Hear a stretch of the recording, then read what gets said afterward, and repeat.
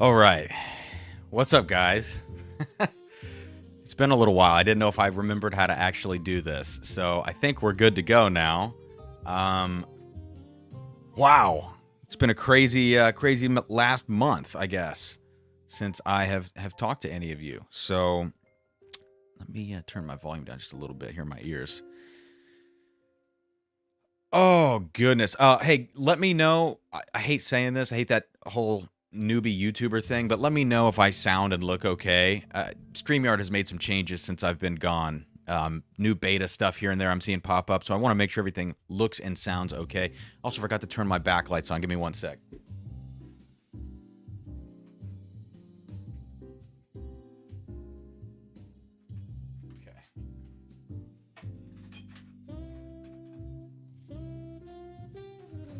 Okay, guys. So as you can see, I literally just walked in the door from a concert, and I was like, you know what? It's really late, but people have been commenting, sending me messages if I'm alive, all this stuff, and I was like, I'm just going to jump on. I don't have a thumbnail. I don't have a game plan. I just grabbed a few bottles, and I decided to jump on because, I've been missing Whiskey Tube a whole hell of a lot the last month or so. So, let me get a little sip of water. Like, we just played with Andrea Bocelli in the arena that's here in Columbus called Nationwide Arena, and it was a crazy show. I tell you what, I don't know what I expected from Andrea Bocelli, but it looked like a sold out arena, and to be playing, a little bit of drum set back there, all sorts of other percussion stuff too, in an arena was, it was pretty wild. So it's been a cool night, okay, and yeah, I'm gonna drink some whiskey. I've got some ideas of things I can taste, and none of that really matters. All that matters is hanging out with you guys, and I see some great names and faces in here. Let me get my wristband off. AB Orchestra. There we go. So let me say hello to a few folks. That's myself. Ben H, what's up? I am back. Story time. Yeah, 2 more shows this weekend, and then I have a month off. Thank God. Independent Joe, what's up? Roger Randall. Isaiah Van Buren says no whiskey tonight, but I have a good beer going. Nice. I'm going to warm up with the usual. Let's get a little Eagle Rare in the glass. I know you guys have probably already been sitting through some streams and everything. Some of you will probably bounce early. We won't have a very big crowd tonight, I'm sure, as the algorithm is likely not going to pick this up as a pop-up, and because I haven't been posting recently. But if you wouldn't mind, hit that like button, at least, for what it's worth, for 20 or so of you in here tonight. Hit that like button. That'll help a lot. What's up? What's up? Thank you. ADHD Matt, what is up, man? Good to see you. JG, I just got your email, man. I'm going to tell you, Jay, you sending that is the reason I jumped on tonight, because I was like, I've been getting comments and messages, and I saw yours as I was, I got into my car in the parking garage, checked my phone, and I saw that email, and I was like, all right, I'm gonna jump on. Mike, what's up? You guys are funny. Sounds, I guess the sound is okay. PNW Whiskey says, whew, thought you got shadow banned. I saw your comment the other day. Yeah, I appreciate you checking in. Cheers, guys. Matt says, looks like he just came from a musical funeral because he killed it. I don't know. That's debatable. I was going to say I did a really nice little triangle roll, but actually I kind of sucked on my triangle roll tonight. Jeb, we got Thursday night football post game. Yeah. Well, yeah, hang here. Andrea Bocelli is either a Formula One driver or makes a pasta sauce. No, he just sings like a Greek god. I don't know about Greek, but definitely an Italian god. Jay, what's up, man? Yeah, I'll catch you on the next one. Gary Franchi, good evening. Got a little something here. Storytime says you're looking like you've lost a few pounds. Yeah, I'm down 20 pounds, man. So I've got 10 to 15 more. Really, I want to get down 15, but I'm in this 5-pound. I'm doing the 5-pound shuffle right now between 159 to 164, right? So I'm trying to get down to 145. But yeah, I've been running myself ragged, so I'm definitely losing some weight, which I'll take. Yeah, Andre, he's an opera singer, incredible tenor. Jeff, that's awesome, man. Thanks, Isaiah. I appreciate you. Okay, guys. So, hey, here's the dealio. I'm here to hang. Matt, if you want to jump on, let me know, man. I'll send you the link. I don't know what you're doing right now. Happy to hang. For those of you that are in the live chat, I've got some options here. So I'd love to hear from you what you might be interested in. These are just some recent pickups for me. I've got some samples as well. And then, you can see some of the stuff that's behind me. If there's anything you'd like me to compare, whatever, obviously there's no blind flight or anything like that tonight. But here's what's new to me. Just on Monday, a buddy of mine, Josh, here in Columbus, picked up BRT 01 and 02 for me. So thank you, Josh. I've had one sip of each, so no real experience with that. Gary Franchi hooked it up with the 8.5-year New Holland wheat whiskey. 8.5-year wheat whiskey from New Holland. And 142.3 proof. So I'll definitely taste this tonight. I just got this from Sealbox, the Traverse City Cherry Whiskey Fest Batch 2. So this is that what is it, Montmorency? Is that how you say it? Montmorency Cherry Infused Whiskey. Believe this would be MGP. So I just got this today. And then we've got this, which I think I've tasted on a live stream, C922 Larceny. Guys, I'm putting a hurting on this damn thing. I like this batch a lot. Really, really like it. So, Storytime says, congrats, my dude. Personal goals being achieved is fantastic. Thank you. Yeah. I feel like I'm getting to be in a much better place, with physical, mental, everything, which is so fantastic. And a big goal of mine this year was to actually have a holiday season with Sarah and just with friends and not saying yes to every gig that comes along besides the ones that I have to play. It's like I don't need that extra $300 or $400 to go play at a church on a Sunday. It's like, no, let's just take it easy, spend time with friends and family, dial shit back, and yeah, lose weight and all these other kinds of things. Take care of myself. So yeah, I was not absent from the channel for any other reason than I was just busy. Like that, it was not like, oh, I had mental health break, this, just purely too busy, which is great. Jay, dude, you don't need to hang. It's okay, man, but I appreciate your $5 super chat. That's awesome. All right, so feels nice to do this again. I'll tell you that. Let me talk about some of the samples and see if any of these kind of pique anyone's interest in the live chat. All right, so I have Lock, Stock, and Barrel. Let's see. I've got Lock, Stock, and Barrel 16-year and 18-year that I could get into, which I'm very unfamiliar with. I have Master's Keep Unforgotten, which is a sample that was sent to me. I'm blanking on who sent this, and I feel like an asshole for that. Also sent Old Fitz 17, which I need to make sure I save enough for full review videos. But I've got Unforgotten, I've got Old Fitz 17, I've got E.H. Taylor Grain of the Gods. I've got, and then my last two samples, here is an interesting comparison. These are 1980s Wild Turkey decanters, 8-year, 101 proof. I have a bad one, which is cloudy, and I have a crystal clear one, which is labeled good. So I could compare what a cloudy whiskey actually tastes like next to its good counterpart, same exact whiskey. So those are some options. What do you guys think in the chat? Does anybody have any requests before I just kind of dive into some of these things? I'm curious. Let me know what you're sipping on, if you are sipping on anything, or if you're getting ready for bed, that's cool too, All right. I got to keep the water flowing.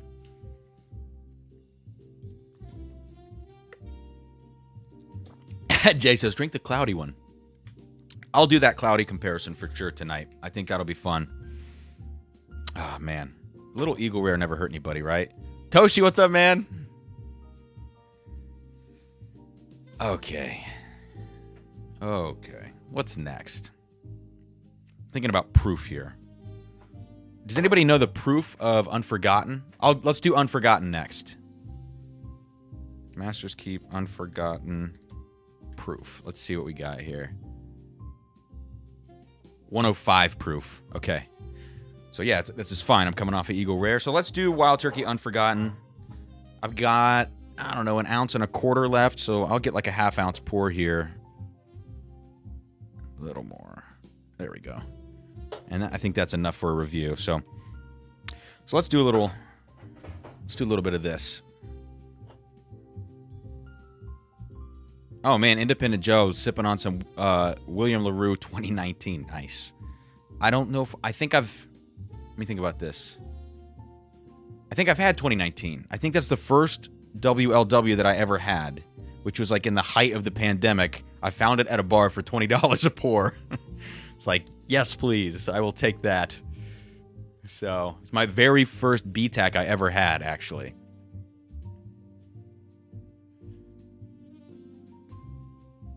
Ooh. I don't know what I was expecting. I've had a sip of this Unforgotten already.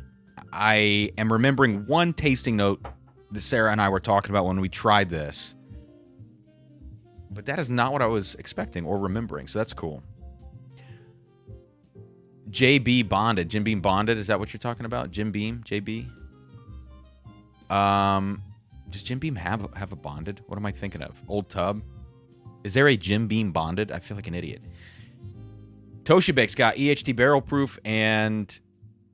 Oh, it's a blend. Oh, that's fancy and expensive. Nice, man. Very cool. Saucy Shane. Four Roses LE is about to be in the glass. That's awesome. Yes, so Unforgotten, from what I remember, I don't have the stats in front of me. Let me see if I can pull it up here on Safari. Yeah, bourbon and rye. The bourbon's 13, and the rye is 8 and 9 years, and then it's re-barreled in X-rye barrels, non-chill filtered, 105 proof. Jack Daniels, Isaiah. Okay. Didn't it just win like Whiskey of the Year or something in Whiskey Advocate? I thought I saw a post about that. Derek, what's up, man? Hey, back in business. I owe you 2 bottles now. I owe you 2 freaking bottles. They're coming. I'm going to send you a message, I promise. Yeah, 128. That's the one that I had, Independent Joe. I do remember that. All right, so Unforgotten on the nose. Super light. Like a really light and sweet profile, which is from Turkey at 105 proof. Not what I was expecting. I'm going to do an experiment here in just a second, but before I do that. So guys, please remember, I have not been in the whiskey tube game for about a month. I have been drinking whiskey.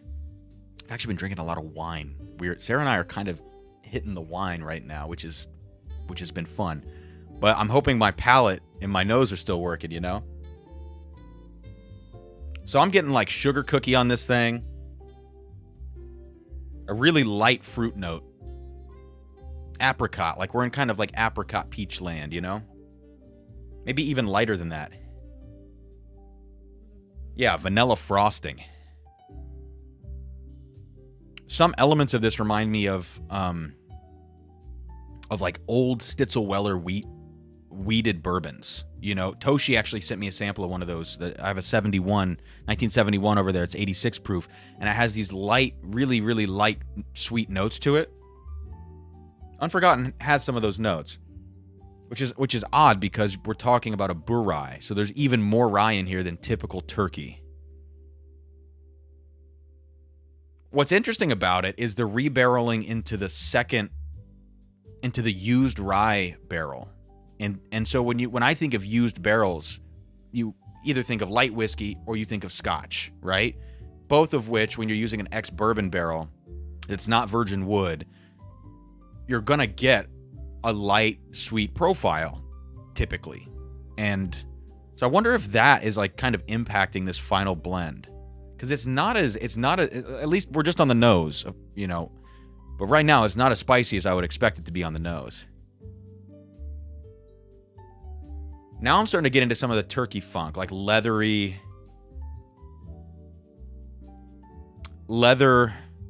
hint of peanut in the background, like standard caramel. Like these notes are now coming forward, but that was not the case at first.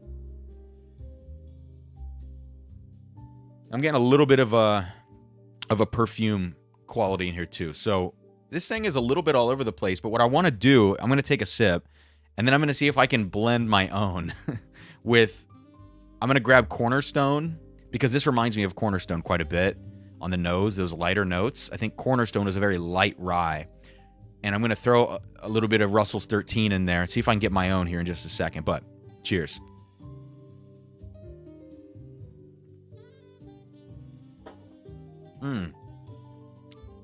Way spicier on the palate. Oh, yeah. That's just dancing on the palate. And it got really nutty. Really nutty in the mid-palate. As we fade out, I'm starting to get into very similar notes of Russell's 13. So, that is, it's a little bit of a confused whiskey, in my opinion. There's not a lot of body, but there's a lot of spice. I talk about this ad nauseum, but a whiskey that's all spice, but has all, like, entirely spice, not all spice, entirely spice without body, feels like a cop-out to me. And this whiskey has a little bit of that going on, unfortunately.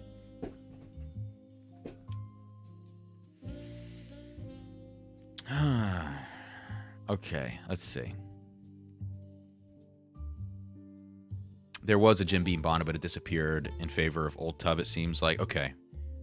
Isaiah Van Buren. So, Sarah and I are so new into wine. Like, I can't speak to anything. I don't know shit about the varietals. Like, I don't even want to talk about it. But we had one the other night.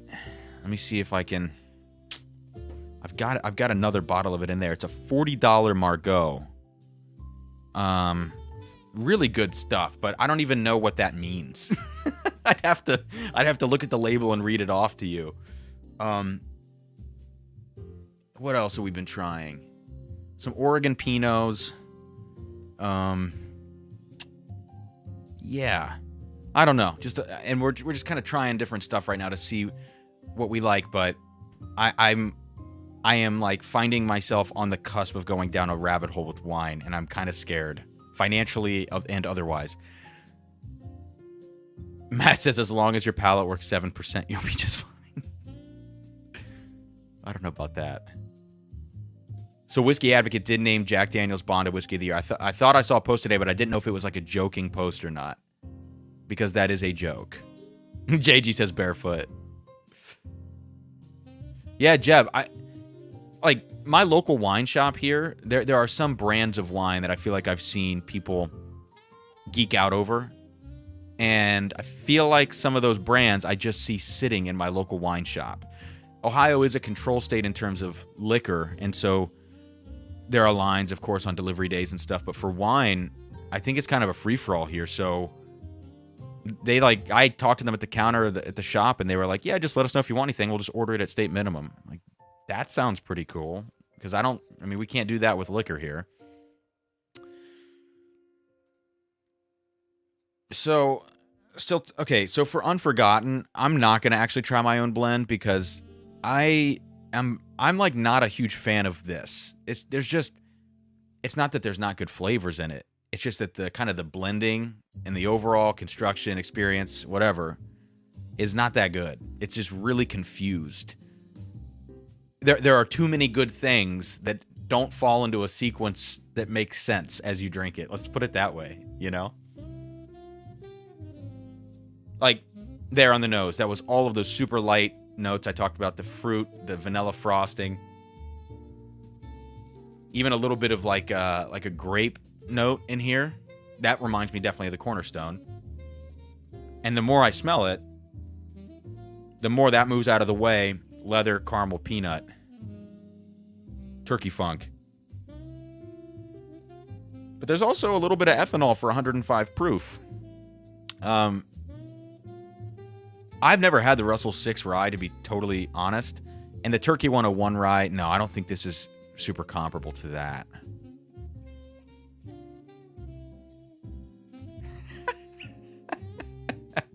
Matt.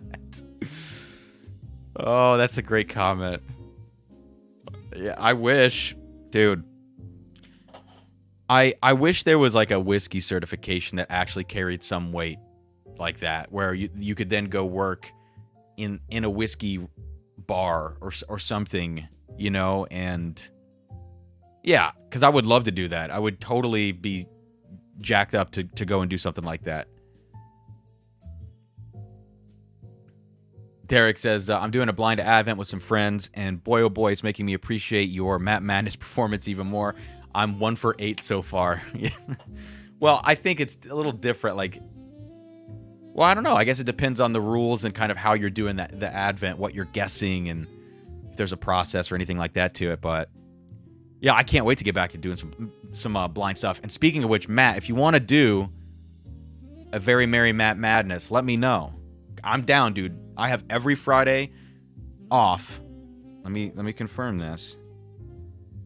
I have every Friday off until January 6th.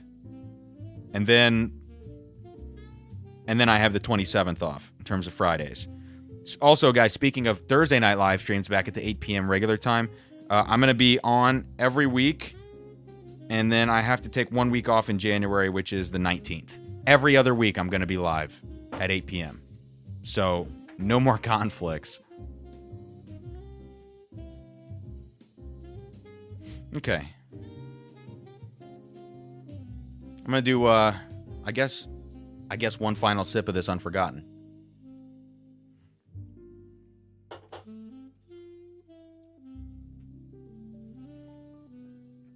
Yeah, there's a lot to like in that, but it just kind of bobs and weaves, you know? It does weird stuff on the tongue. Yeah. All right. Let me get that out of here. What's up, Shredward? JG says, now forgotten.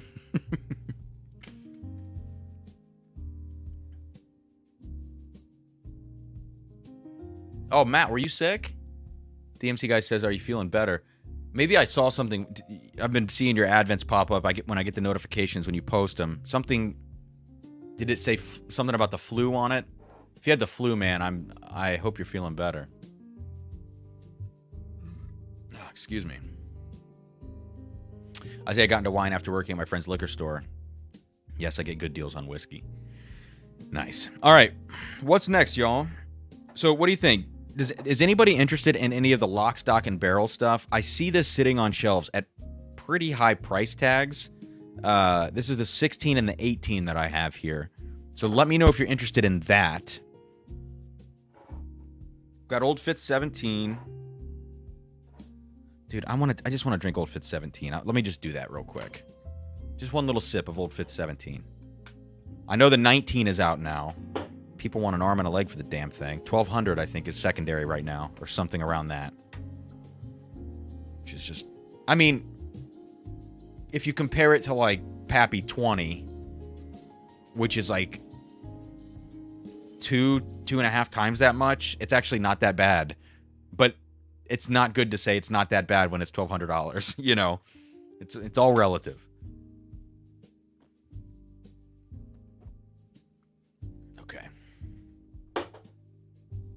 Let's do Old Fitz 17, come on.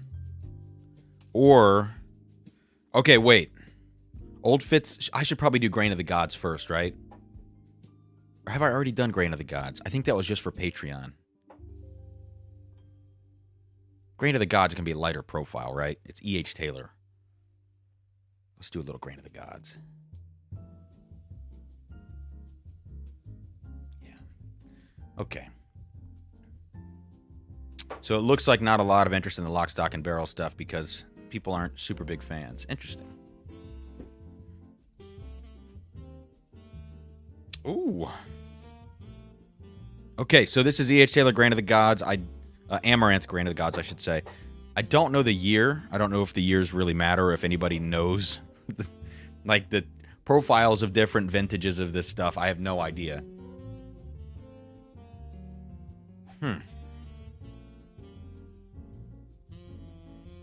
Oh, wow. So, typical E.H. Taylor, obviously we're talking Buffalo Trace, grape notes, you know, cinnamon spice, like honey, typical stuff like that. This Grain of the Gods has a weird twist in it that I am having a hard time placing what it is. There's an extra heaviness. There's a little bit of an extra like tartness or sourness to the fruit note.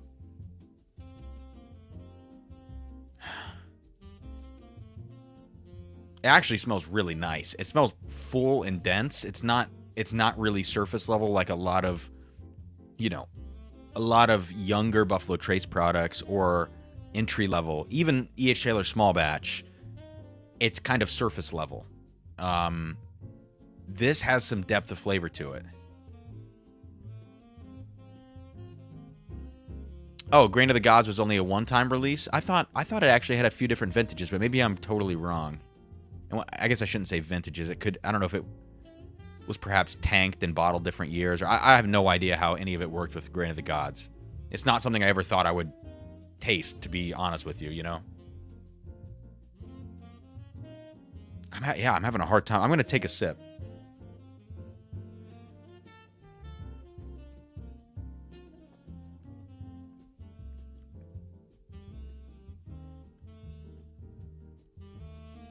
Man, there's something about that that's really, really full.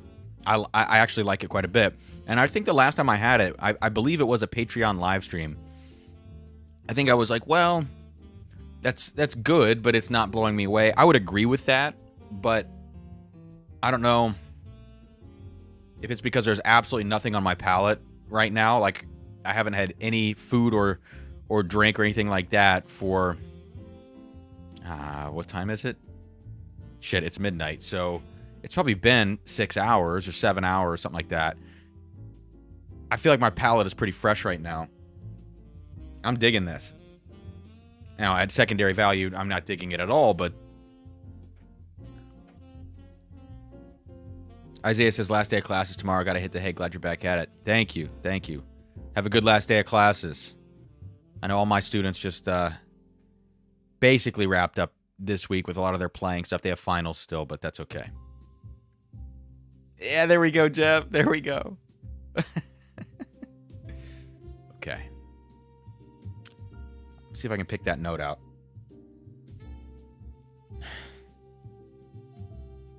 It's almost savory. It's almost like a savory note in this E.H. Taylor. Also, for those of you that are just now joining, 46 in the chat, that's awesome. Thank you for jumping onto this pop-up. Hit that like button, please. I'm dressed up because I just got done with the gig. No, I'm not trying to be Mr. Fancy Pants whiskey tuber right now. I promise. I promise. JG, yeah, Professor no more, though. I am not continuing my professor job after this semester. Just too busy and a lot of factors. I'm just not a fan of higher ed. And I know that's a really cheap thing to say in a lot of cases. And there are so many reasons why I'm not a fan of higher ed that it just spans a lot of stuff. But it's just not a place for me. I love to teach. It is one of my absolute favorite things. I only like to teach motivated students, which is, again, a really cheap cop-out thing to say. That's what we all like to do, is teach motivated students because we're passionate about what we teach. If they're not, then it just feels like a slog. But there are other ways for me to teach that is not in a university setting as an adjunct professor that are going to be more rewarding for me and better for the people that I'm teaching. So, you know, it was a fun semester at my alma mater, but it just... You got to be willing to take, as a freelancer, I think you got to be willing to take so many opportunities, but never afraid to let them go, you know, because you'll just start collecting these things and then they all weigh you down if you don't know how to say enough is enough. Jimmy John's Pizza says, are you hitting the store Saturday for the OHL drop? Look, I have been following each day they're putting out, for those of you unfamiliar in Ohio, for the last 10 days or something, our state agency has been letting us know each day one new set of barrels that they're going to be dropping. And all of them are dropping at stores across Ohio on the same day, which is this Saturday morning. Supposedly over 100 barrels are dropping on the same day. Everything I'm seeing is it looks like leftovers and stuff that people don't want. It's like, look, I like Penelope, but it's like the only notable barrels that I'm seeing are some Elijah Craig Barrel Proof Private barrels, and they're all 8 years old, except for maybe 1 or 2 barrels. Everything else is 8 years old. We got Penelope, we've got Buzzard's Roost, which is fine, but a lot of really young stuff that's just being finished. It's like, I don't know. I didn't see what they dropped today, but I am very unenthused by this, and it just seems like a big-ass money grab in time for the holidays. I mean, that's what it is. So, I don't know when they're going to drop the Middle West Spirits barrels that we picked. That was a couple months ago, or I guess maybe even over the summer at this point. I don't remember when that was. But yeah, we picked some 2 or 3 awesome barrels. I don't know. I haven't heard anything about those.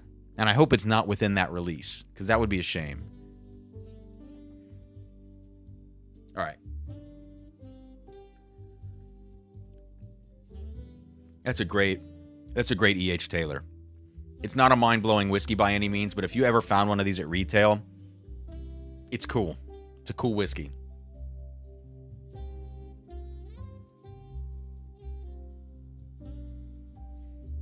P&W Whiskey says, have you ever run a whiskey tasting for a group, oh God, that someone else encouraged them to do, but weren't especially into whiskey? No, I have not done that. If it's not a 101 style tasting, oof, the apathy is almost soul-draining. No, I mean, I don't know that I've ever done a formal tasting. And I think I might be doing some of those in the spring, which will be really fun. But all the stuff I've done has been with people that are either interested and have some even very slight level of palate development going on, or people that have developed palates for other things, wine, food, stuff like this. I sat down with this chef and with a guy who had a particularly good palate, just in general, actually 2 guys, and we bantered back and forth. I pulled out a whiskey, and the chef then made a dish on the spot, just improvised a dish to that whiskey, and then we did it reverse, where he made a dish, I paired it to one of the whiskeys that I had. I brought 10 or 15 bottles with me, and we kind of vibed while another friend of mine was pairing music to it, and it was just this experimental just hang that we were doing. It was super cool. But I don't know that I've ever done I having a group that's not into whiskey. I don't know that I would be the person that wants to run the 101 style tasting. I'd really have to get my ducks in a row to have a really great presentation for that, because you have to really revert, to a level to then empathize with what they're going to be smelling and tasting, and meet them where they are, I guess.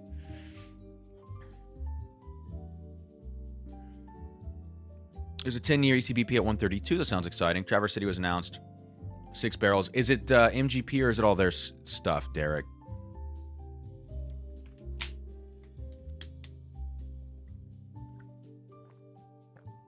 What's up, Tim Evans? Good to see you, man. Okay, I'm going to fall asleep, so I got to get this jazz off.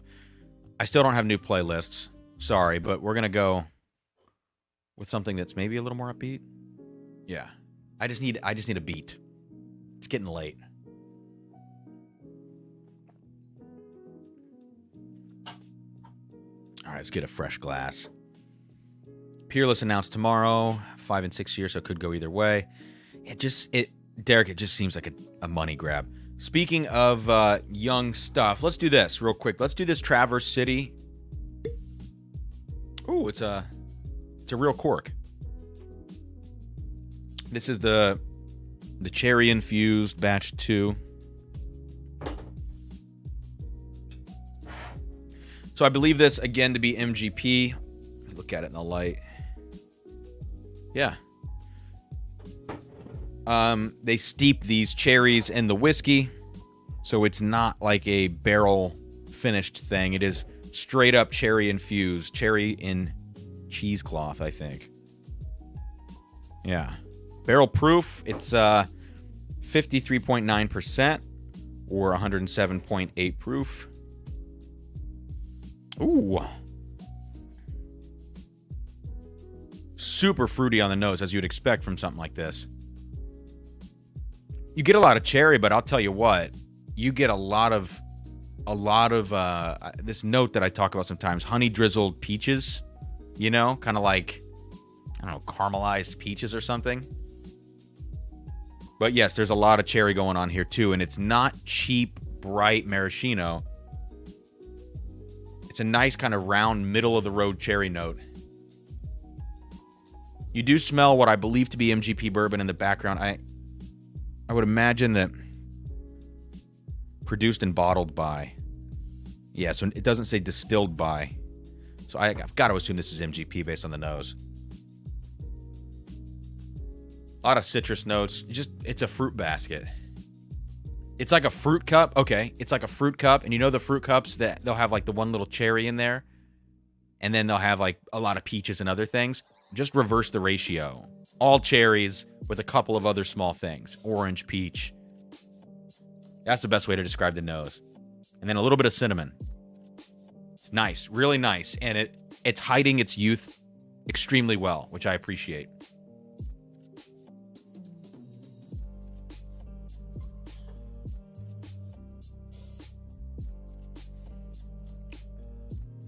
Oh, wow. This is so much better than I thought it was going to be. I really thought this was going to be another cheap, finished MGP whiskey that just, you know, I shouldn't say cheap, I should say young. No, that's pretty good. Thank you, Mom, for the 99-cent tip. I'll put it towards my student loans. Yeah, JG, that's a good way to put it. That might be actually pretty accurate. Sorry, voice crack. I love the bottle. Look at that. Let's see if I can get it to focus here. There we go. Look at that. I love the Traverse City bottles. I think they look pretty darn cool. Yeah, it's beautiful stuff.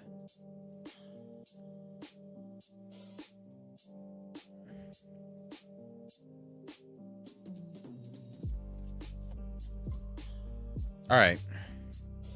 Independent Joe says, Cam, myself and the savant, Dan Shook, I don't know if we can call him the savant anymore. I mean, you know, are gonna, I'm just kidding. I have really enjoyed, like, and I know it makes me seem like a dickhead, and that's totally cool. It totally comes from a place of friendliness, and I love Dan Shook. I just love jumping into the Bourbon Junkies chat every couple of weeks and just talking mad shit and then bouncing. I just think it's so fun. I actually have, now that I'm kind of back at it, Jeff Frederick sent us a game to play, and we need to get on and do that. So I don't know if it'll be on the Junkies channel or what. Ryan Jones, what's up, man? Way behind. Where have you been? Just busy playing gigs. And are you doing weeders? No, I'm just kind of rolling with the punches right now. I guess that's funny. I have a wheat whiskey. I've got a bunch of weededs here. I didn't even think about that. No, I have no plan. I jumped on late after a show, and I just decided to start going through some stuff. So,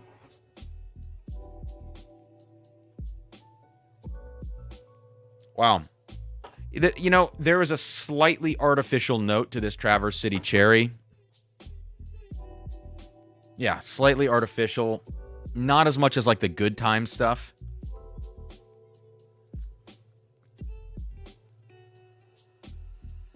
Yeah, but I like it. I think this is a really nice kind of mood pour. Definitely maybe a dessert whiskey. Be curious, like Jay is saying, I'd be curious to actually try it in a cocktail and see how how it might do. It could be too finished for a cocktail, or it could enhance it, incredibly. No idea. Jay says, for the record, I like you 5 times more than your mom. A PNW says Traverse City equals proof and wood. I don't know. I don't know if there's an affiliation there. I don't think so, but I'm not sure. Okay. Well, that's cool. Let's do a little makers. And then I think after that, oh shit. I want to drink this Old Fitz 17. Maybe I'll end the stream with the Old Fitz 17. Yeah, maybe I'll do that. I need a little celebration pour. It was a long night. Sorry, you're watching my mind work in real time. I apologize. Let's do this maker stuff. Okay. So you've probably seen some other reviewers, take a look at these. I have been so out of the Whiskey Tube loop. I have not been watching any videos. So I don't know what the opinions are on the BRTs, or really any new releases. Like, I'm so out of the loop right now, which I like. I like not knowing kind of where people's heads are at with some of these, because it kind of takes the pressure off of what I think. Although I don't feel that pressure so much anymore. Now that I think about it, I don't think I'm too bogged down by that. It's kind of fun to form your own opinion and stick by it, and then watch videos after the fact and, see who agrees with you and who doesn't. All right, so BRT 01, we're talking 10 American oak staves. BRT 02, we're talking the 10 French oak. And yes, this is all about barrel rotation. First 3 years of extraction at the top of the warehouse for BRT 01. And then 02 is about the final years at the bottom, where it's cooler year round. So you're going to get more stave influence, it sounds like, in 01, and that's going to be the American. And then 02, less influence at the bottom of the warehouse. Oh, I see what you're saying. Yeah, it does look the same, doesn't it? Yeah, it really does. All right, so let's go to BRT 01. And proof on this, 1094. And 02 is 1094. Cool. Ooh, smells like Greek yogurt. It's weird. God, a lot of you out there know that Makers is not my cup of tea all the time. Some I like, some I absolutely despise. Although I don't know if I actually like any of them. I think I just tolerate and appreciate some of them. All right, let me go to 02 just real quick. That's definitely a lot darker on 02, which makes sense, right? This is the French oak. Yeah. It even says, a dark expression filled with notes of fruit, nut, and chocolate. Okay, the chocolate note I'm getting. The dark fruit note I'm getting.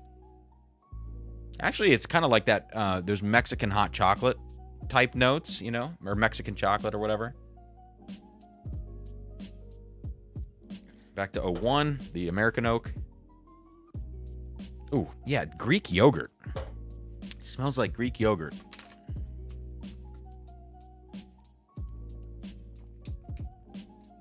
Derek, I'll see you later. Thanks for stopping by. Tim says, agreed on the makers. Ryan says, everyone says that wheaters are soft, but I can't get there. Yeah, I think... I don't think that's universal. I think a lot of us are accustomed to what wheated Buffalo Trace does. And in a lot of cases, that's still not soft. Like, Antique 107 is not a soft whiskey. Antique 107... puts hair on your nuts. You know what I mean? Like, it's a hot whiskey. So I think the idea of a sweet wheat and a smooth and soft profile really comes from like Old Stitzel Weller / Pappy / Old Fitz, like stuff of decades prior. And I think that impression has carried over. But most weeders now are not soft. Like, I mean, we're talking barrel proof right now. I understand, but I don't know. God, yeah. BRTO1 is like hard for me to smell. It smells artificial. It smells like spoiled Greek yogurt. That's the best way I can put that.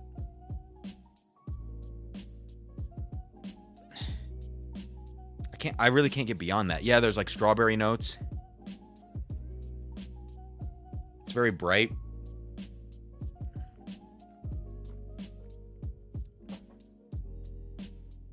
Palate's better than the nose. A lot of good cinnamon, vanillas, strawberry. What does it say here? Deep caramelized barrel notes. Okay, maybe. Yeah, bright, though. Bright barrel notes is what I'm getting. Accented with some toastiness. I could see that. And a warm finish. I don't know about that.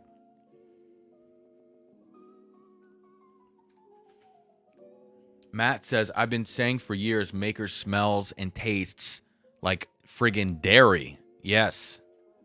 That's what that is. It's like, I mean, even the O2 has it. Even the O2 has it a little bit. It's not I don't even like French oak that much, but honestly, this French oak is kind of doing a little bit better tonight than the American oak, which is shocking me. Have you ever had flavored kefir? I've never actually had kefir. I don't even know what it is. No. P&W Whiskey. Wasn't the biggest fan of Makers myself, but I really enjoyed 4 of the 6 wood finishing series. I hope they keep it going. I liked FAEO1 from what I remember. And I don't really remember the other ones. O2 I thought was good, but again, it's French oak. So there's a caveat. I'm just not a French oak person.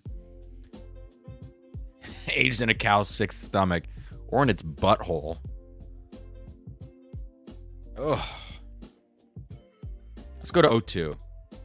O2 has, sometimes with French oak, I get this note of overstewed fruits, if that makes sense. And I always say that it reminds me of Balcones Lineage, which is not a bourbon. It's like, I think it's a single malt, if I remember correctly, Balcones Lineage. And it smells like overstewed or overripe fruits. And I think French oak does that to some things for me. And that's what I'm getting on O2. But it's certainly darker. Definitely fruitier.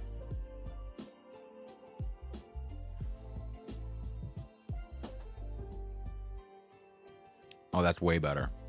That's way better. Yeah. And oh, wow, the finish goes forever. Like, the palate's still going, actually. Wow. I have goosebumps, actually, from that. That was like a really good front-to-back drinking experience. Like, solid. Very cool.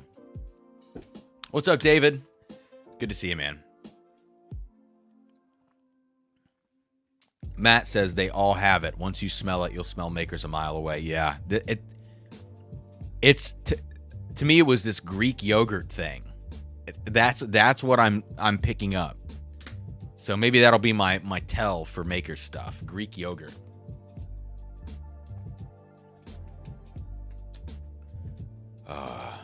Reviews have favored O2, says JG. Yeah. For me, FAEO1 I think I liked better profile-wise, but I think I remember O2 actually having a better palate, which is, well, it's not so similar here. I think O2 is just better all the way around.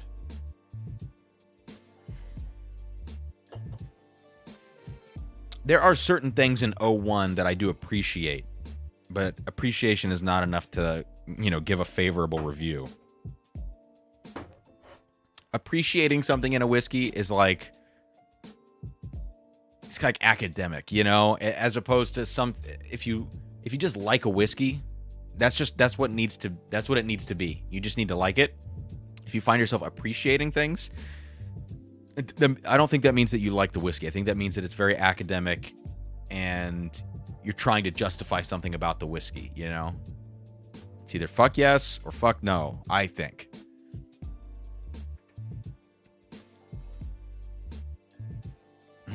Matt, if you ruin the good makers for me, I'm going to send a very stern look your way.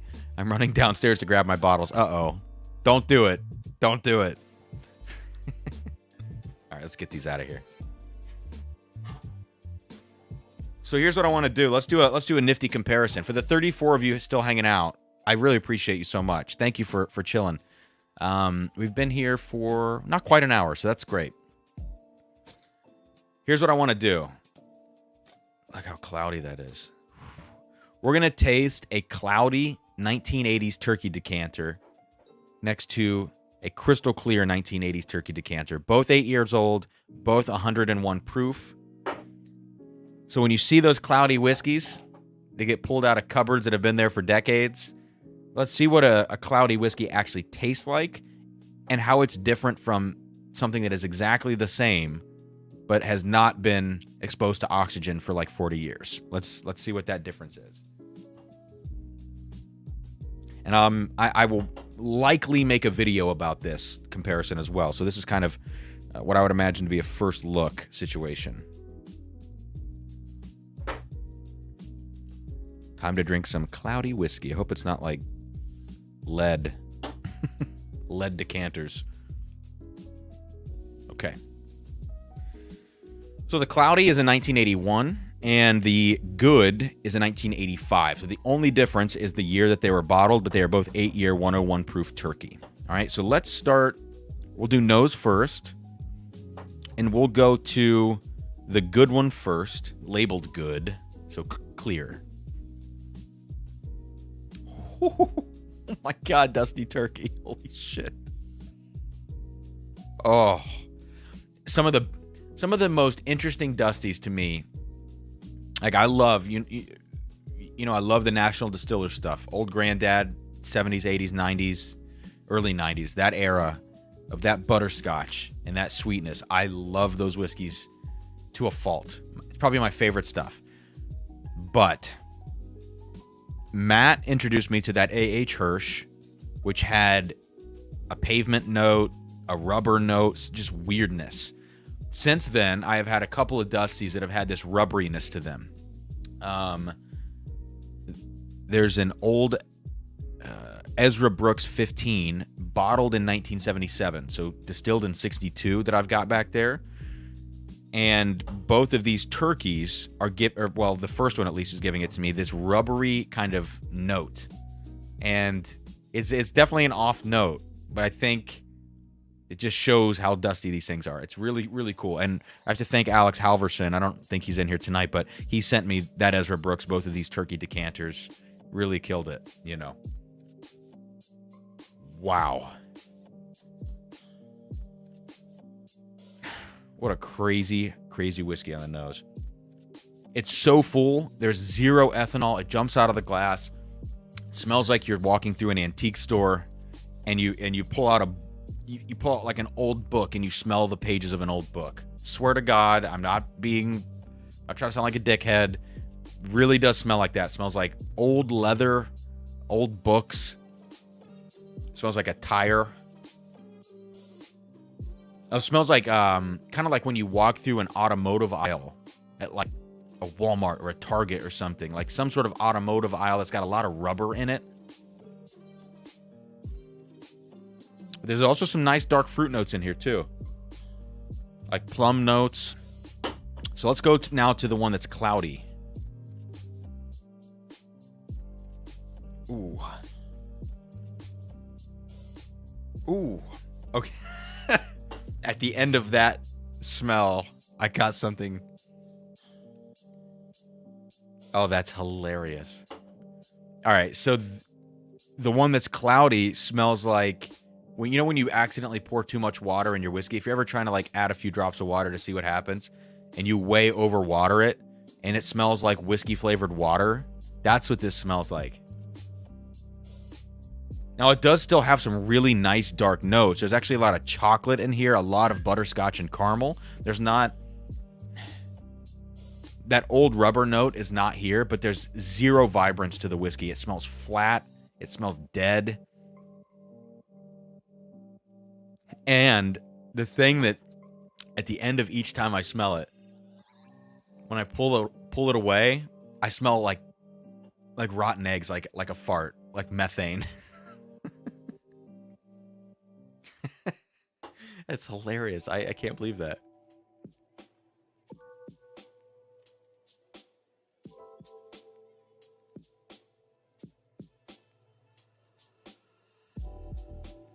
What am I reading? Call me cynical, but sorry. I believe nothing from these YouTubers. Let's see if a new trend starts and these so-called YouTube whiskey influencers. What? Let's see if a new trend starts. What trend would that be? And then these so-called YouTube whiskey influencers start disappearing for weeks, then reappearing. That's what I just did. Is that a trend? Okay, Jason. That's cool, man. You don't, you're entitled to your opinion. But I will call you cynical. PNW Whiskey says, I get that brand new rubber note on mezcals all the time. Yeah, which makes a lot of sense to me. And the rubber note is certainly there in a lot of scotch, you know. But it is strange that we only really find that on Dusties in this way. Oh. Yeah, I guess I'm not sure how to read this, Jason, and I'm sorry if you're not. It sounds like you're taking a shot at, like, all whiskey YouTubers. I'm not quite sure how to read that, so I apologize if I read it incorrectly. I'll eat crow on that if I misread. Sorry. Anyways, DMC guy says loving hanging out tonight. Did a Knob Creek blind flight and learned that I don't really like Knob Creek. Yeah, that's interesting. That's interesting. All right, let's taste these. Let's go to the good one, the clear turkey decanter.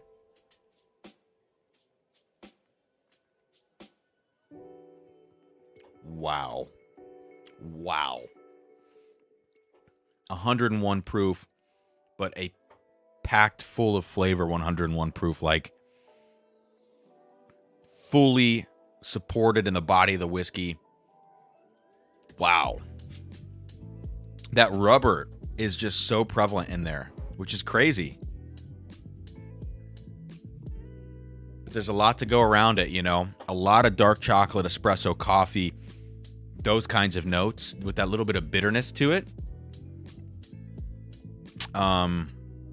Again, those dark fruits, the old school, like the old school butterscotch though, but there's also like this aged cheese thing in there too.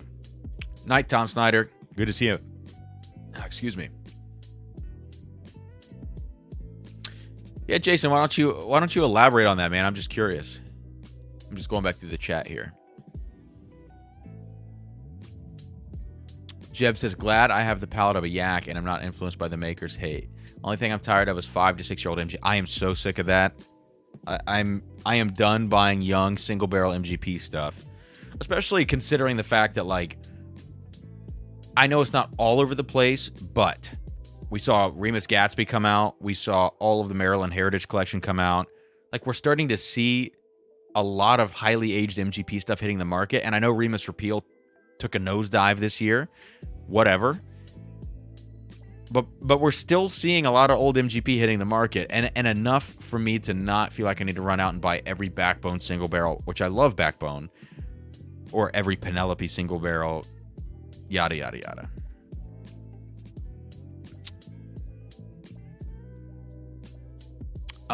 So let's go to the cloudy, the bad one, as it's labeled. Which, yeah, smells like wildly watered down whiskey. It smells like an 80 proof whiskey as opposed to 101. I wish you guys could smell this comparison, but now I'm worried for my health as I drink cloudy whiskey. I hope that's, you know, safe or whatever. I have no idea. Wow. Ooh. It tastes like fresh cut grass. Yep. Tastes like butterscotch and fresh cut grass. And like less than 80 proof. It tastes like 60 proof or something. That's crazy. What does that remind me of? I've had a whiskey that this kind of reminds me of. It might be that old charter from the 90s. Can a mod get that? I just saw some private photo stuff in the chat. Yeah, that's a weird one. It kind of reminds me of an Armagnac, actually. Like an 80 proof Armagnac, this cloudy one. So that is crazy. The fact that these are the same thing, and this one has just clearly been exposed to oxygen for decades, it's crazy what the effect is. So, moral of the story, yes, oxygen does have an effect on whiskey. And over this course of time, to an extreme degree. Let me finish by killing the rest of this good sample here.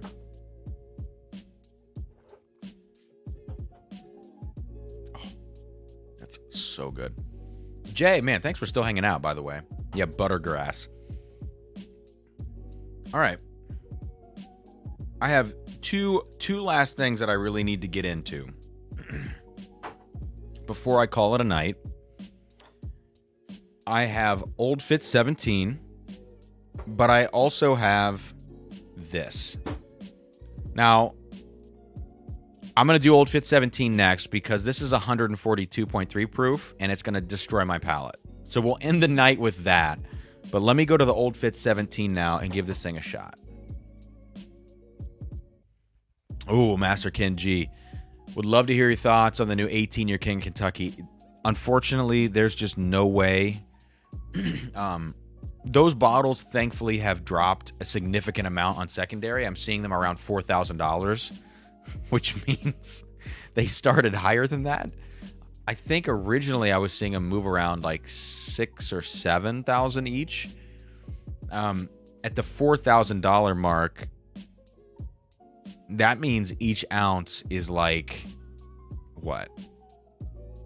Let's just say $175. It's something around that, right? Pull out the calculator, right? $160 an ounce. Yeah, there's just no way I'll get my hands on that. Like, even I think people do open them up and sample them out and have you buy per ounce, but I don't think I could shell out $160 for an ounce. You know, it just seems insane.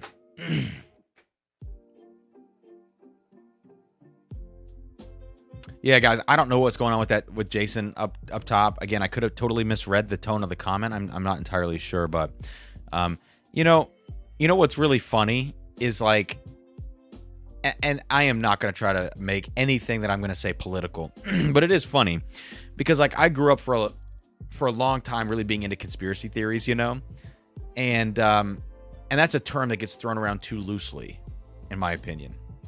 Because a lot of things, you know, end up coming to light. But I was into every which one, you know, everything that you could imagine. I was reading about, I was this and that.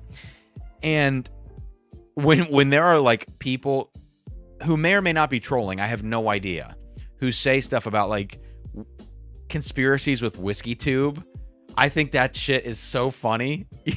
Like, I'm somebody that's super low tier, that wouldn't even involve me, but they're talking about channels with a lot of followers and subscribers and stuff. And when they talk about there being like some grand conspiracy or something, I think that's so funny because, yeah, I'm just a dude that plays the triangle for a living that just jumps on here when he can, you know? And Dan and Sean and Matt and Jason and everybody else, it's like, you think people are behind the scenes planning some stuff out? I'm sorry. We can't even organize when we're going to jump on lives together, you know? It just cracks me up. So, yeah, I don't think there's any Whiskey Tube conspiracy. And people that say a lot of stuff is bullshit on Whiskey Tube, I also think that's funny because like the Matt Madness thing or any other blind flight should be a very clear example of like no shenanigans of with stuff that's going on. It's like very clear that we are getting a lot of things wrong, you know? And that should be enough to show people, I guess. Yeah, Tim says, unlike Barstool's one bite pizza challenge, I think bourbon needs at least 2 ounces. Tim, I do agree, like 2 ounces. When people give me 2 ounce pours, I am so incredibly appreciative of that. I never expect it, and I only ever send 1 ounce samples because it's just easier for me to I just buy 1 ounce sample bottles. I have this little system of mine with these tiny U-line boxes I get. They fit 10 sample bottles in them when I pack them out. And so I when I do sample giveaways, it's like usually 10 1 ounce samples, or maybe 8 at minimum. 1 ounce samples. And I just have a system down with that. So I just stick to the 1 ounces. When Tim, you sent me 2 ounces. I still have them right here next to me. I appreciate 2 ounces so much. That's awesome. David, man, I'm glad you're here. Matt says Old Fortress or Old Fitz 17. Yeah. Let's get into that. All right. I'm only going to do 1 sip. I got to keep an ounce of this for a full review video. Admit I'm a Martian? No, man. I just play the triangle for a living. Oh my God, old Fitz 17. I wish dearly that I had a bottle of this whiskey. Oh my God. Oh. It's just this. It's Old Fitz 17 is what you imagine whiskey would taste like if you've never drank whiskey. It's just like caramel and sticky buns, like Cinnabon, like every standard bourbon note you've ever heard is Old Fitz 17. And it's super sweet, and it's just sweet oak and a little bit nutty.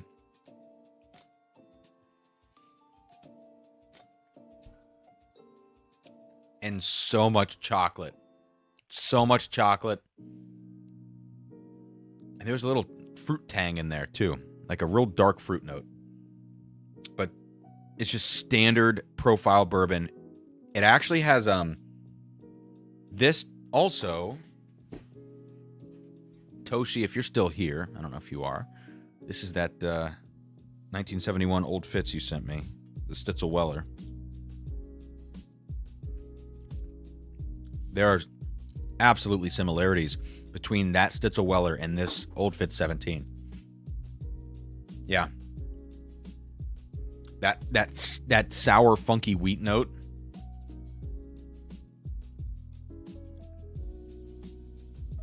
But it's like that sour, funky Stitzel Weller wheat note combined with the best qualities of what Heaven Hill aged bourbon can do.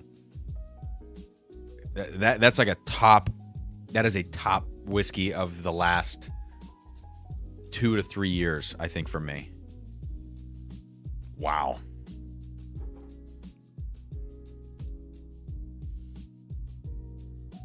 Travis, is that the old Whip Van Winkle pick? It is the old Whip Van Winkle. I'm about to taste it here in a second.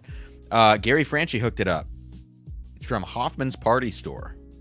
142.3 proof, 8.5-year wheat whiskey from New Holland. Tim says, I'd take half an ounce of that, though. Jeb says, start selling more Men of the Triangle. Look, Jeb, if I can get into good enough shape and do some shirtless calendar spreads with triangles and other assorted percussion accessory instruments, make a couple extra bucks, I would do it. I'm not above that for Old Fitz 17. Wow, that's so good. Oh my God. Toshi says, I got a dusty turkey donut from the 90s that I'll need you to try. Say no more. Barrel proof, single barrel, unreal. Holy shit, man. Wow. Just say when. Just say when.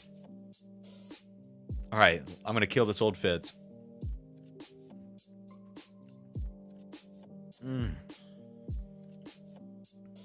That is maybe as close to like a perfect bourbon as I've had in recent memory. 100 proof. We could all do with a little more proof, 105, 110. That is nearly perfect. Old Fitz 17, in my opinion. Like, that is like 97 out of 100. If you had to give it a numerical rating, that's like a 97 out of 100. 98 out of 100. It's so good. Holy shit. I keep telling Sarah that I really want to get one as like a present to myself. I just keep finding too many chances to give myself presents, and I need to stop that.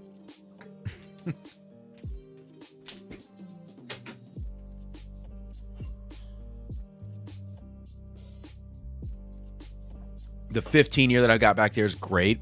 I really like it a lot. The 17 year slaps it. I mean, it really does.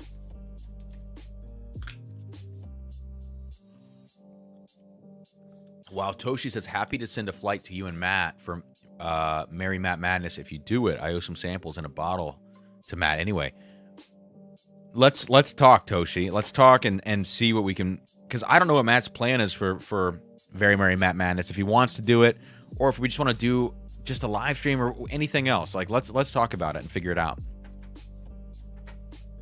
All right. Last but not least, let's get into some high-proof shit that's going to give me heartburn as I go to sleep. Wow. All right. Look at that color. Jesus. This is like the Jack Daniel's Coy Hill of wheat whiskeys.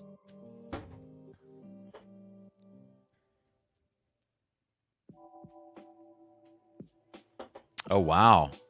Living Bad says, sorry, I cannot agree. Old Fit 17 was not good. It's just not my jam.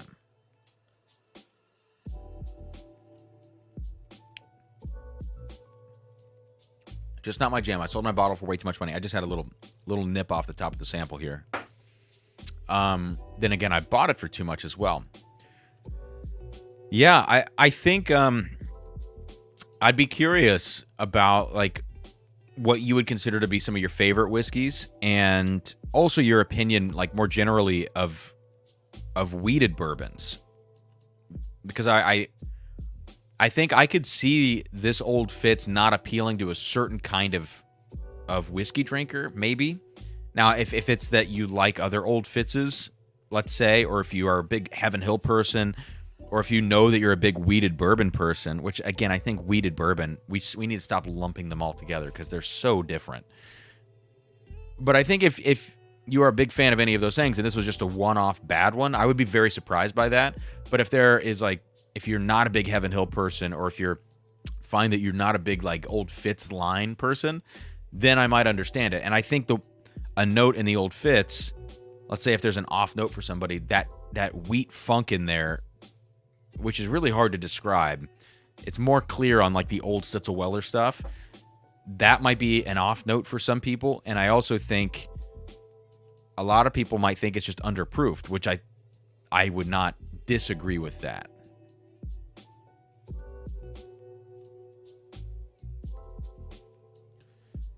Living Bad says 4 Gates and Discos. I like those. And all of those seem to be around like 110 to 120. Very spice driven, typically. Weller Full Proof is great, which is wheated, but also high proof and very spicy for a wheater. Buffalo Trace wheaters are different than Heaven Hills. Yeah. So I think based on the profiles that you like, I completely understand why this is not your jam. And yeah, I totally get that. If you said that you loved, every other Old Fitz and every Heaven Hill product, and this was an off one, that would be very surprising to me, because this kind of takes all of the Old Fitzes and a lot of Heaven Hill stuff to its conclusion in terms of flavor profile. Toshi, that's awesome, man.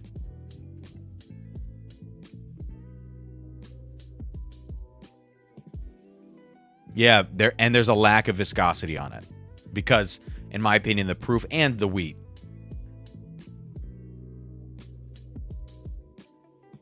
And not all of the Old Fitzes have been amazing, by the way, in my opinion. It's not a guarantee that the Old Fitzes are fantastic. All right, so let's get into this final pour of the night, unless something else like randomly pops up that you guys are interested in or that I should taste. Again, we're talking New Holland. You know them for their beer. This is an 8.5 year, legit 8.5 year wheat whiskey from them. I don't know the mash bill. I don't think I know the mash bill. But It is the old Whip Van Winkle. And if you can see this, let me see if I can zoom in on the close-up. See if I can get it to focus here. Yes. And look who it is. Old Whip Van Winkle. Handmade whiskey. Cool Whip. Little Stewie action. 142.3. Wow. Now here's what I'm going to say. And Gary is actually in here. So let me ask you, Gary. Do you know the barrel size? I can't remember if I've asked you this already. Is this a 53-gallon barrel or is this a smaller barrel? It's 80% wheat, 20% barley. Thanks, Gary. Oh, my God. Oh, my God.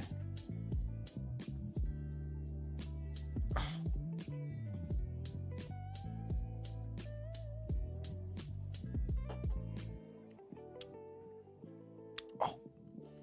142 proof.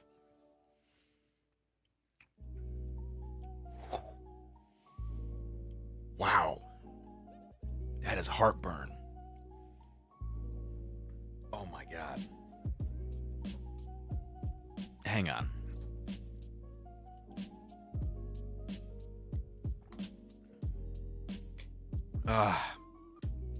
Okay. So, this makes so much sense. 50 bottle yield. Gary, thank you then. Oh my God. Extra special thank you.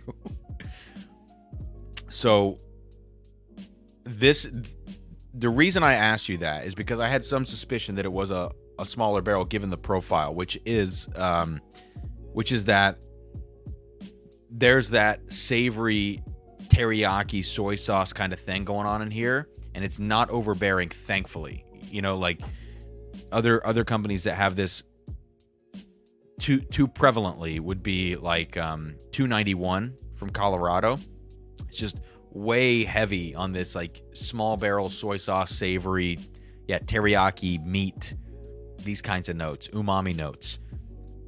This has a little bit of that, but it is very balanced out with some like fudge brownie notes, which is something I get on Jack Daniel's Coy Hill, and also very balanced out by like there's some sweet vanilla notes even in here. It's extremely dense whiskey, and I mean I can't believe New Holland has 8.5-year wheat whiskey sitting around, which I can't imagine there's too much of it to go around. I'm gonna throw a little water in it. Yeah, here we go. That's good. Probably bringing it down to like 130 proof, maybe. Yeah, and even now it's starting to blossom out of the glass with like super cinnamon cherry type notes. Yeah, heavy cinnamon, a lot of desserts and sweets, like German chocolate cake.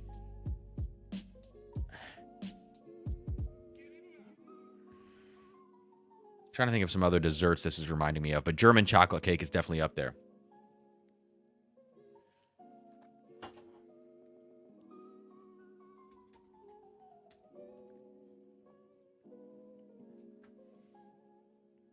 Wow.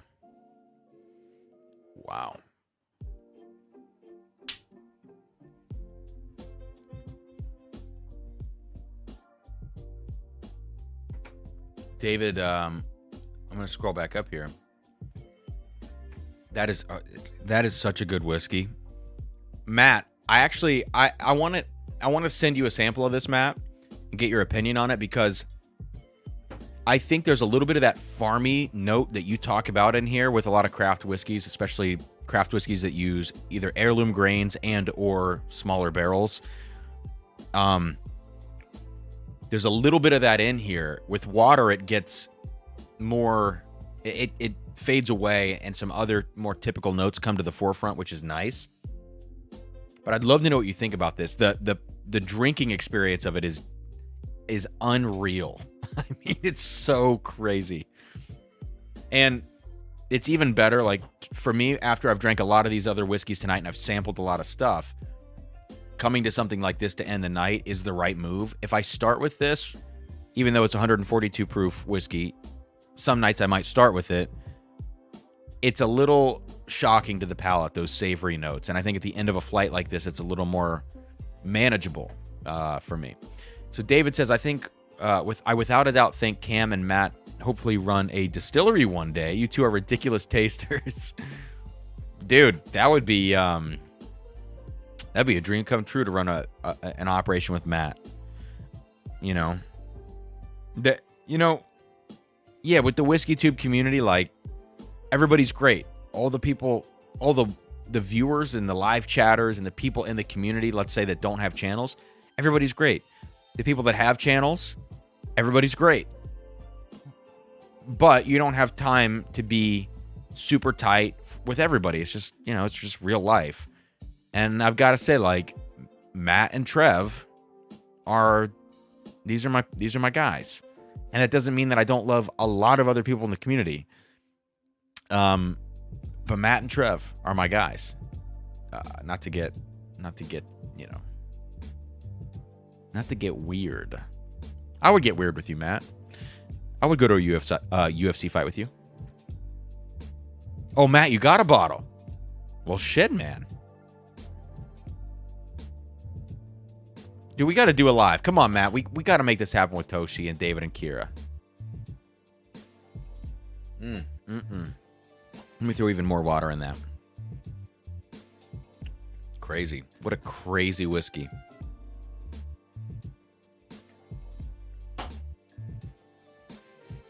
Thank you all so much for hanging out tonight. I really appreciate you. Hit last plug, I promise, hit the like button, blah, blah, blah. Thank you. I think even continuing to add water to this is just making it sweeter and even more approachable. Wow. Guys, it's 1 a.m. and I just want to order Taco Bell so fucking bad. So bad. Here's the thing. I wear this Whoop strap, right? If I eat before bed, like, most of the time, it doesn't matter what it is. If I'm just eating, let's say, like, meat and rice, then usually this is not the case. But any other time, if I eat before bed, my heart rate spikes. And usually my resting heart rate when I sleep is about 47 or 48. My resting heart rate when I sleep is like 60, 65. If I've eaten within 2 to 3 hours of going to sleep. If I eat Taco Bell or like something insanely processed, and like I have to largely not eat dairy and not eat gluten, they mess my system up very badly. If I do eat those and also it's Taco Bell, like my heart rate will be 85 as I'm sleeping. I mean, it's really not good. And I wake up feeling like dog shit in the morning. I can't fall asleep. And then when I do fall asleep, it's the worst sleep of my life. But man, I'm sweaty. I played a concert. I've been drinking. I just want Taco Bell so bad. It's just so hard.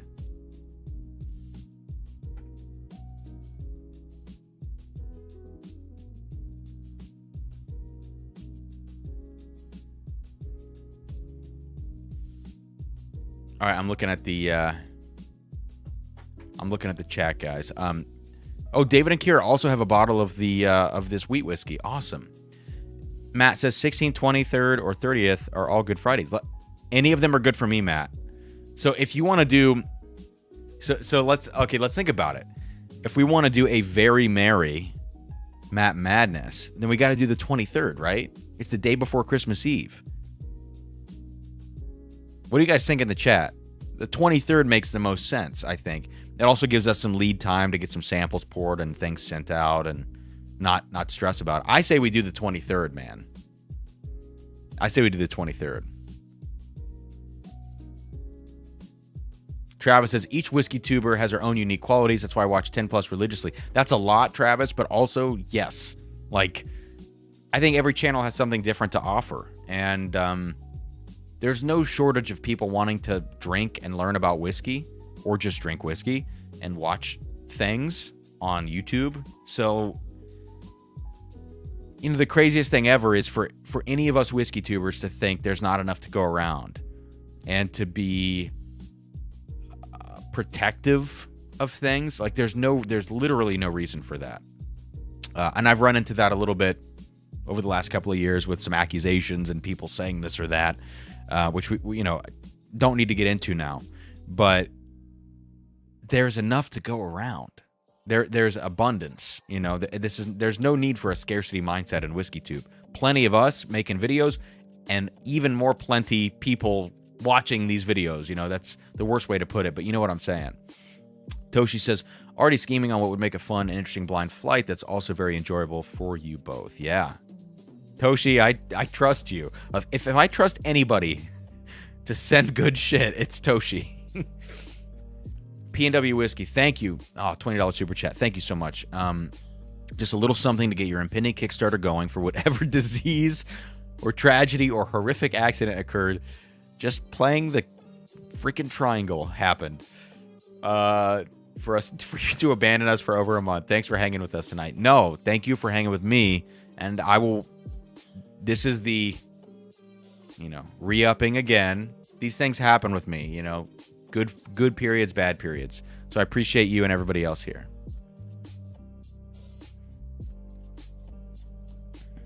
Toshi, you're awesome, man. And Matt, you're the most awesome. But Toshi, you're also the most awesome. Yes, Friday night, 2 days before Christmas. Oh, TJ says, I totally get the 23rd, but many viewers have family obligations. I'd love to be free to catch Mary Matt Madness live another weekend. Let's talk about it. Toshi, if you can get that all out, if you can get it out Monday, we can, Matt and I, we can all talk about it. We could do a Mary Matt Madness, but the 30th is also leading into New Year's weekend. So I'm cool with whatever. I think there's a reason to be, doing this on the 23rd or the 30th. I'm cool with whatever, but thank you for, TJ for this. Or is it T Jarrett or TJ Jarrett? I apologize. Either way, this is good. This is good feedback. Matt and I will talk about it. We'll figure this out.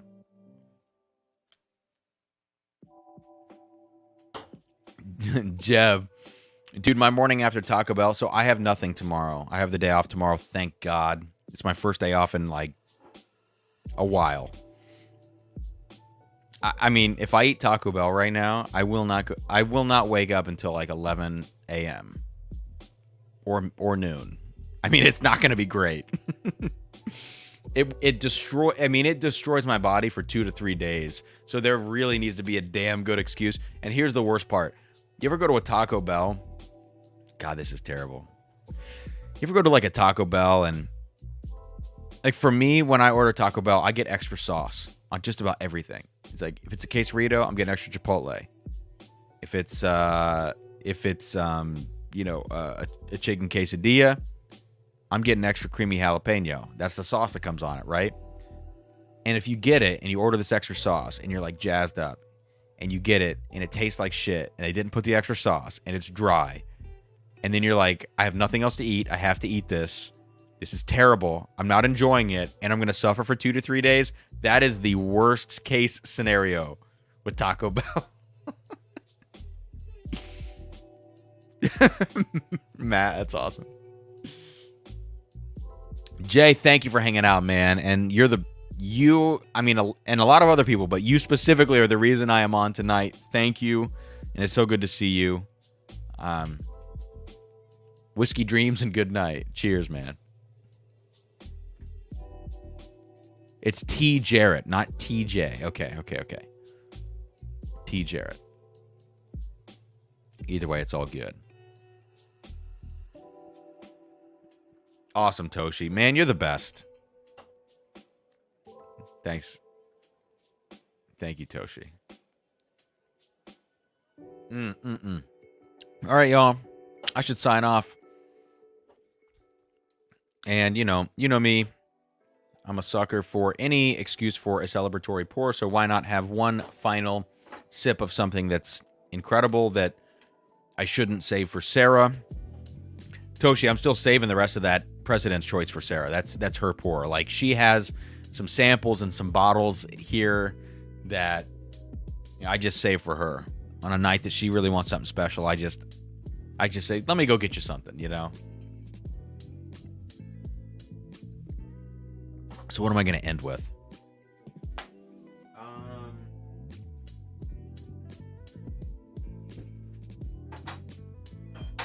A lot of stuff I could grab. King of Kentucky, you know, rare stuff. Not that this is not rare, but it's a little below. But I just cracked a new bottle of Evan Williams 23. I believe I cracked this open on Thanksgiving with my family. I shared it with Sarah, with my mom, with my dad, who, you know, are not like into whiskey, but they taste along when I bring stuff over to their place, and I think it's fun to see what they think. So this is an Evan Williams 23 we opened together on Thanksgiving. This will be my last thing I sip with all of you. I just want to say thank you so much for hanging out tonight. Next week, Thursday, 8 p.m. Realistically, I will have new videos out next week. That's the most realistic thing for me to say to you. I don't know what day, but after Sunday, I have an entire month off. So I'm going to do my best to record this weekend some stuff. I've already got some stuff in the can, but I want to make sure the order of what comes out next is an order that I'm comfortable with. So we'll see what happens. Either way, you should be hearing from me with some pre-recorded videos, new content before next Thursday's 8 p.m. live stream. So that's that. Matt says, and they said yes.